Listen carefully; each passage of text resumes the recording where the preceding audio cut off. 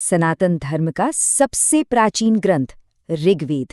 हम अक्सर इसे सिर्फ एक धार्मिक किताब मान लेते हैं, लेकिन आज के इस विशेष विश्लेषण में हम इसके उस विशाल आर्किटेक्चर और ज्ञान के भंडार को डिकोड करने वाले हैं, जो सच में किसी भव्य प्राचीन पुस्तकालय से कम नहीं है। तो चलिए बिना किसी देरी के इस शानदार संरचना को समझते हैं। आइए सबसे पहले इस टाइमलाइन पर नजर डालते हैं। देखिए, ऋग्वेद कोई रातों रात लिखा गया टेक्स्ट नहीं है।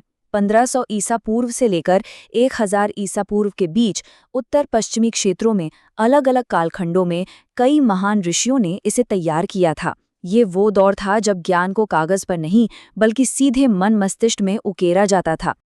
अब यहाँ जो सबसे दिलचस्प बात है वो है इसका छंदबद्ध होना। इसका सीधा सा मतलब है कि इसके मंत्र एक बहुत ही सख्त और मापी गई काव्यात्मक लय में बंधे हुए हैं।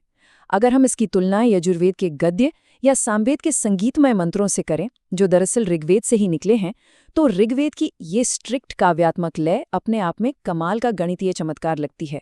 आज के हमारे इस विश्लेषण का ब्लूप्रिंट कुछ इस तरह रहेगा। हम इसकी उत्पत्ति से लेकर इसके गणितीय संरक्षण तक सब कुछ कवर करने वाले हैं। यही आज की हमारी टेबल ऑफ कंटेंट्स होगी, जिससे हम इस विशाल प्राचीन लाइब्रेरी को स्टेप बाय स्टेप एक्सप्लोर करेंगे।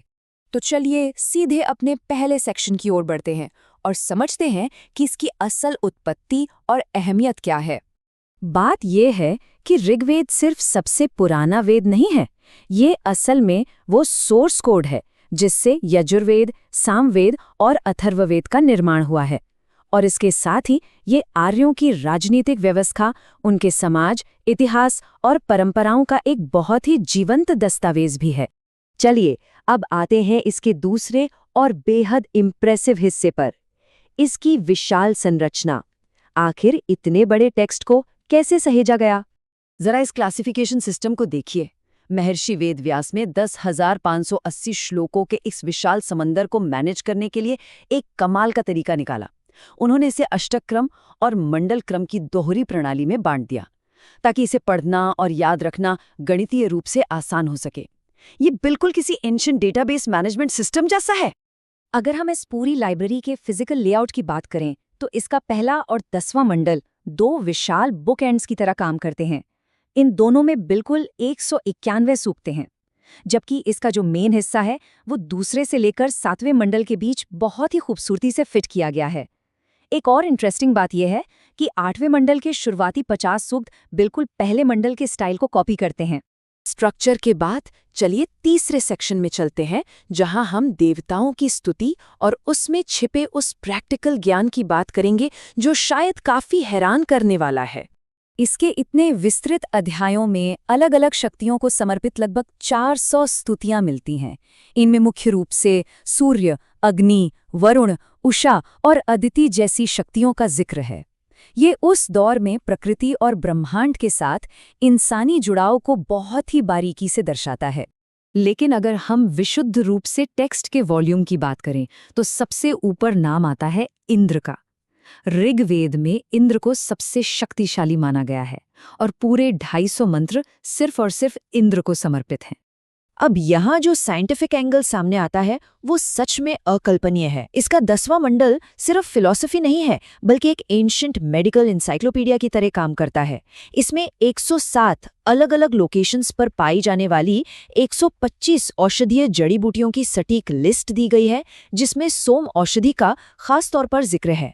इसी विशाल 10वें मंडल में ब्रह्मांड के रहस्यों पर बात करने वाले नासदीय और पुरुष सूक्त भी मौजूद हैं, और वो गायत्री मंत्र जिसे आज पूरी दुनिया जानती है, जी हाँ, वो भी इसी ऋग्वेद के 7वें मंडल में पूरी तरह सुरक्षित है। ये सब कुछ एक ही स्ट्रक्चर के अलग अलग हिस्सों में कितनी खूबी से पिरोया गया है। अब जाहिर सी बात है, इतनी बड़ी रचना अपने आप तो नहीं हुई। तो चलिए चौथे हिस्से में उन महान वास्तुकारों यानी ऋषियों के बारे में बात करते हैं। यहाँ जो सबसे अहम बात सामने आती है वो ये कि दूसरे से लेकर 8वें मंडल तक का कोर हिस्सा कोई रैंडम कलेक्शन बिल्कुल नहीं है। हर एक मंडल को विश्वामित्र, वशिष्ठ और भरद्वाज जैसे अलग अलग सम्मानित ऋषियों ने बहुत ही बारीकी से रचा था। 7वां मंडल विशेष रूप से ऋषि वशिष्ठ द्वारा रचा गया है, जो वरुण देव को समर्पित है। और अब हम आज के सबसे माइंड ब्लोइंग हिस्से पर आ गए हैं, इसके संरक्षण का गणित। आखिर इसे हजारों सालों तक बिना किसी मिलावट के कैसे बचाया गया? प्राचीन ग्रंथों में ऋग्वेद की 21 शाखाओं का जिक्र है, जिनमें से चरणव्यूह 5 मुख्य शाखाएं बताता है। लेकिन समय के थपेड़ों के बाद आज केवल शाकल संहिता ही हमारे पास सुरक्षित बची है, जिसमें मूल हजारों मंत्रों में से 10,552 मंत्र आज मौजूद हैं। बिना किसी प्रिंटिंग प्रेस या डिजिटल बैकअप के हजारों वर्षों की मौखिक परंपरा में कोई शब्द बदल न जाए, इसके लिए एक अद्भुत क्वालिटी एश्योरेंस प्रोसेस बनाया गया था।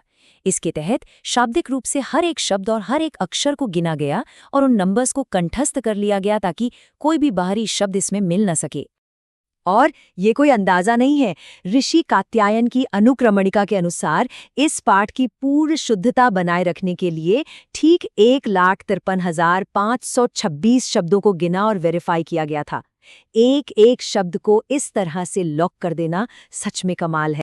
और इस गणितीय संरक्षण का जो सबसे चरम बिंदु है, वो है ये विशाल नंबर 4,32,000 अक्षर।